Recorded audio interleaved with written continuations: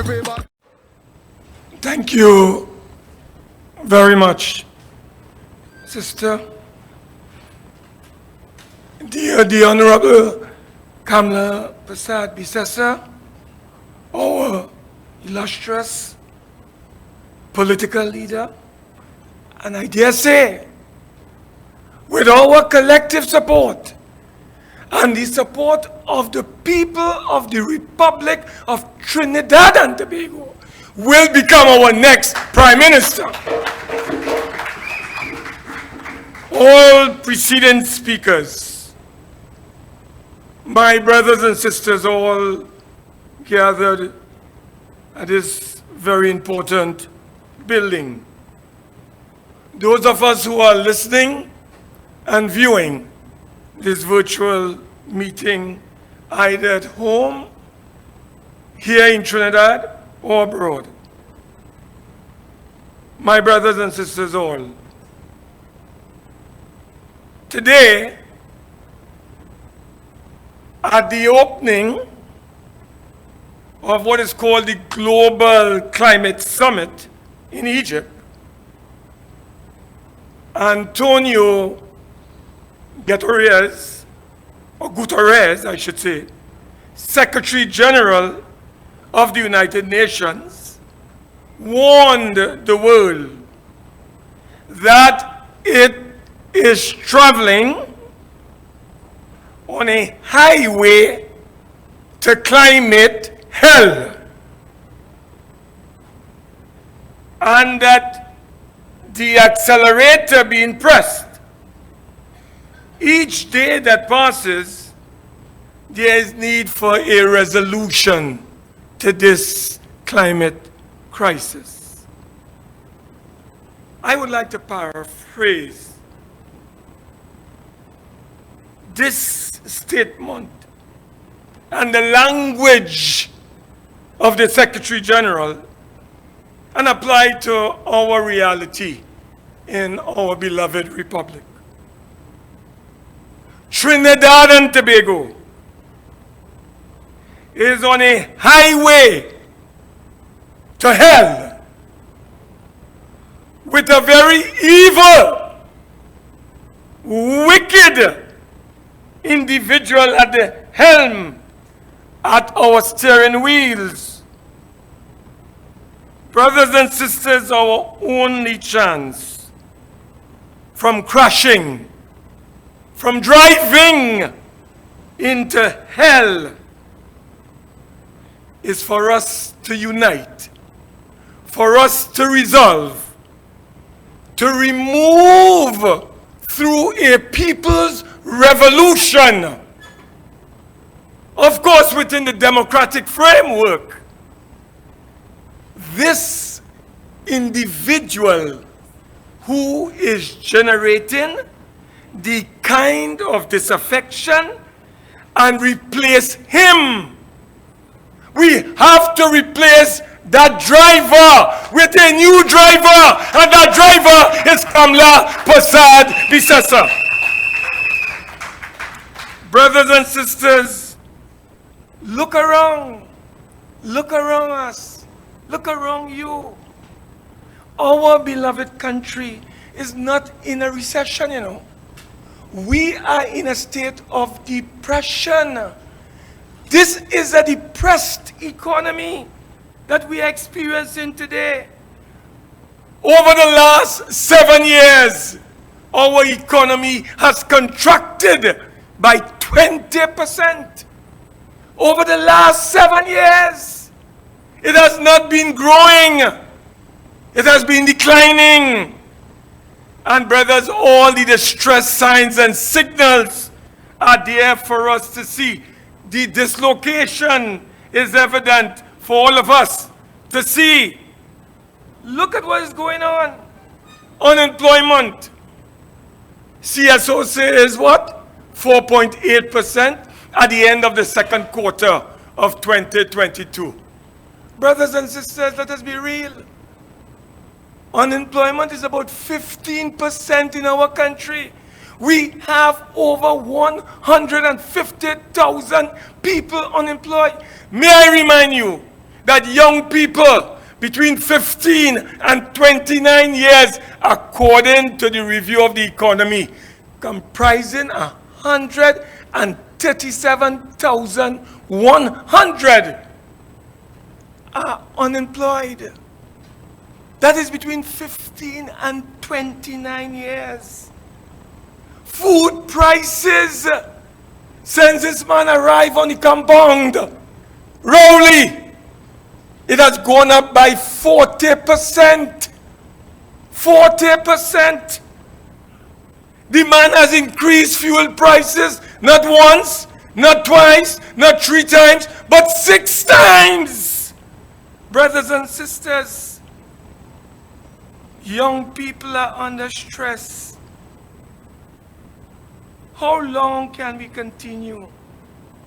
And to compound the madness, brothers and sisters, under their watch, over 3,000 of our citizens have been murdered in the last 7 years. And if the trend continues as it is going in 2022, we are expected to have a murder toll by the end of the 31st of December of 640 citizens in our country. That is where we are heading, brothers and sisters. But I want to tell you, we have been going through austerity for 7 years. But austerity is not a necessity. Austerity is a choice. It is a policy choice. This PNM government has taken a policy decision to promote the interests of the few and the wealthy in our nation. And that is why wealth is so concentrated. I did some research in 2010, and up to 2008, based on the last data that they were able to extract, 90% of the people, no, let me rephrase, 90% of our wealth is controlled by less than 4% of the population of Trinidad and Tobago. So when you have income inequality and you have wealth disparity, you leave room for distress and disturbance in any society, comrades and brothers and sisters. And that is what we are experiencing today. When our honorable leader was in office, we cut crime by half, serious crime. You know why? It was a total approach taken by our leader and our prime minister. It was preventative measures. So many initiatives were taken. One of the main initiatives, brothers and sisters, was the creation of jobs. We created close to 56,000 jobs in 5 years for the people of our country. We settled 135 collective agreements valued at over $5 million. $5 billion. We put income, we put wages, we put salary into the pockets of the working man and woman in this country. Brothers and sisters, we have done a lot to bring about fairness and justice when we were there. Billions of dollars in foreign direct investment we attracted. All of these things contributed to a society that was in some degree of harmony, stability, and unity. Trinidad and Tobago was classified by an international organization as a society in which we had the happiest people in the entire Caribbean. Trinidad and Tobago under Kamla Persad Bissessa. That was our record. Today, brothers and sisters, when we left in 2015, 600 145,000 people were in the labor force. You know, today it is down at the end of the second quarter to 604,000. Brothers and sisters, do you know there's a concept called the non-institutional population? It is the range of 15 to 65. In our country, we have close to about 400,000 people who are looking for work, but they can't find work. They can't find employment. We have another 78 to 80,000. They just drop out of the labor force. You can't find them. When the CSO is conducting their SNAP survey to determine if you're employed through an interview, you cannot be found. Where are these people? What are their ages? What is their gender? Where are they living? We don't know. Brothers and sisters, we did it in the past. We will do it again in the future. But you know, sometimes it becomes indistinguishable to determine the criminals in our country. We have the criminals roaming and destroying and maiming and murdering. And then you have criminals in high office thieving. Brothers and sisters, as we have come to understand, I want to tell you something. Some of them don't know their real function. Rowley is a businessman. He's an entrepreneur. He's mining goat and sheep and selling it via Hilo and all these other supermarkets. So he's getting two incomes, two sets of wages. Then you have a fellow called Faris Alwari. He's getting rent, $23 million every year. So he had two incomes. You have a fellow called Imbert. He's a developer. He have a big set of apartments selling at $3 million for one on Picton Street. He's an entrepreneur. He getting two sets of salaries. When Fuad Khan came as Minister of Health in the Honorable Kamla Prasad Bissasa's government, he was doing private practice at St. Augustine because he's a professional urologist. He had to give up that in order to work as a cabinet minister. How come we're only getting two salaries and everybody quiet in the country?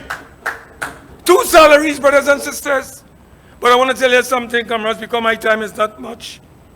I want to raise two issues with you this evening that is of critical importance. You and I would have read in today's papers this story. What Dr. Rudal Munilal reads. A resident in Tobago supposed to cost what? 25 million. How much it ended up costing?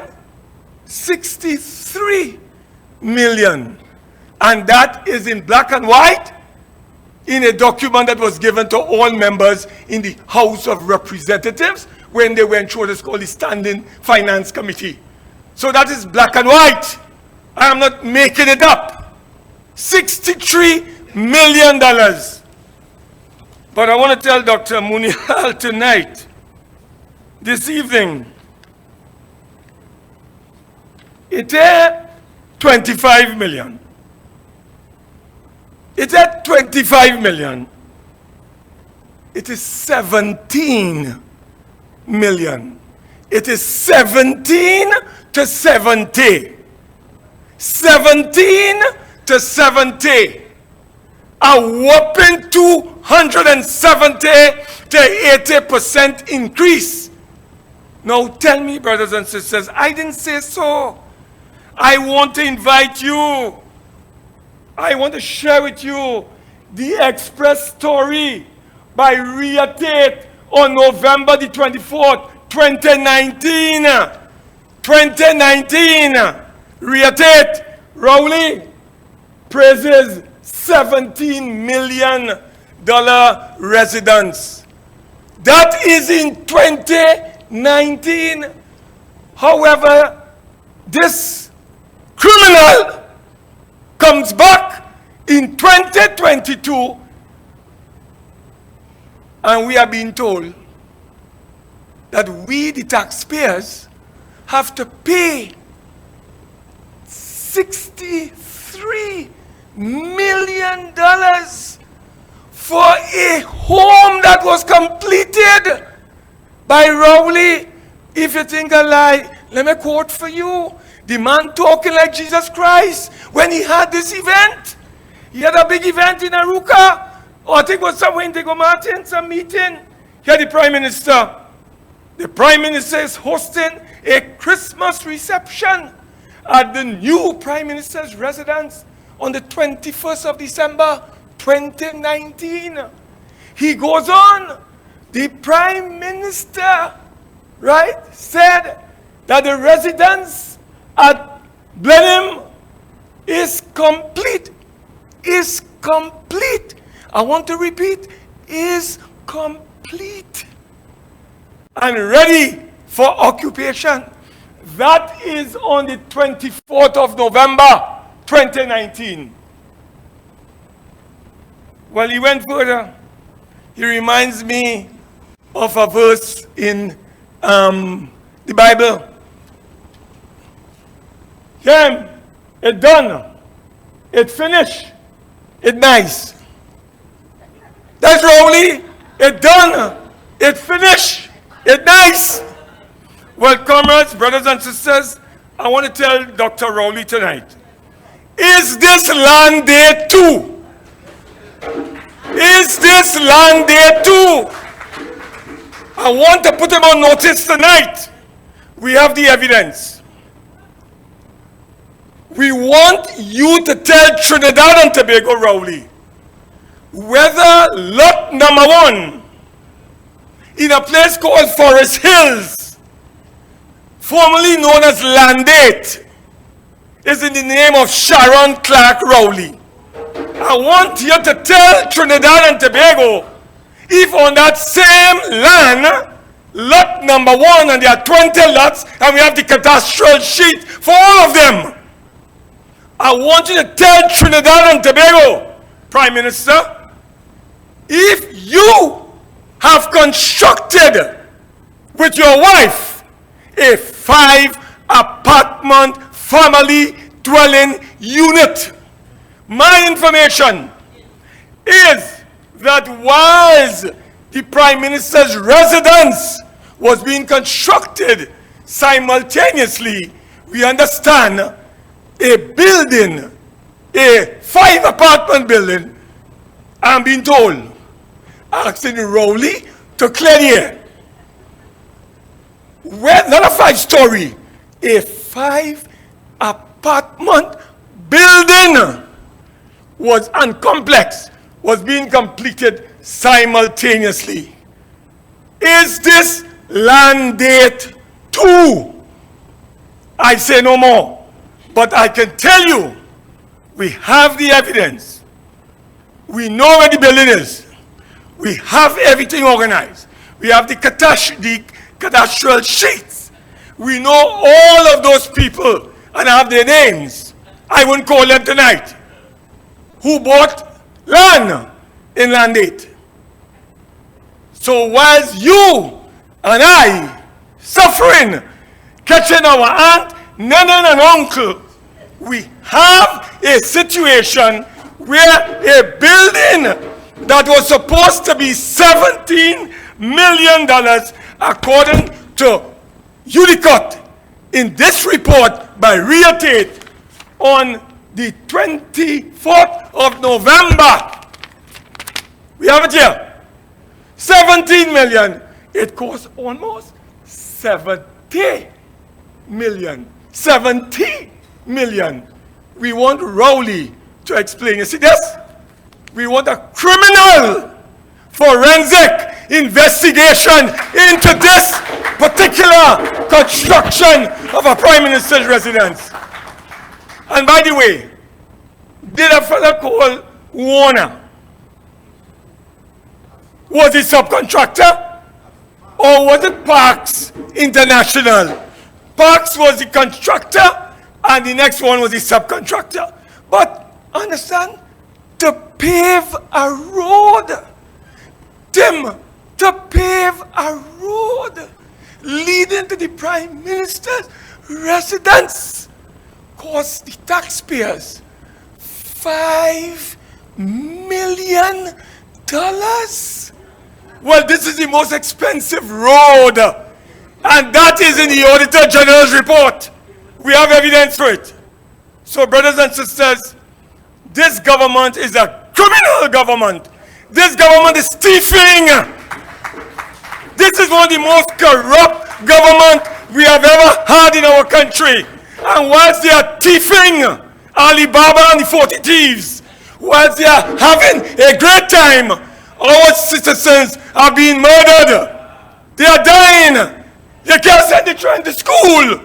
Brothers and sisters, I tell you tonight, as a long-standing and serving member of this great party, enough is enough. Let us rise up. Let us stand up. Let us unite. Let us get rid of this dictator. Let us get rid of this evil and wicked PNM government led by Rowley. Let us together get them out. Satan, get the hands. Let us get rid of PNM. Long live the UNC. Long live Kamla Prasad Bisesa. Long live the people of TNT. Forward ever, backward never. Forward ever, backward, forward ever. Thank you. If you got me, you go see.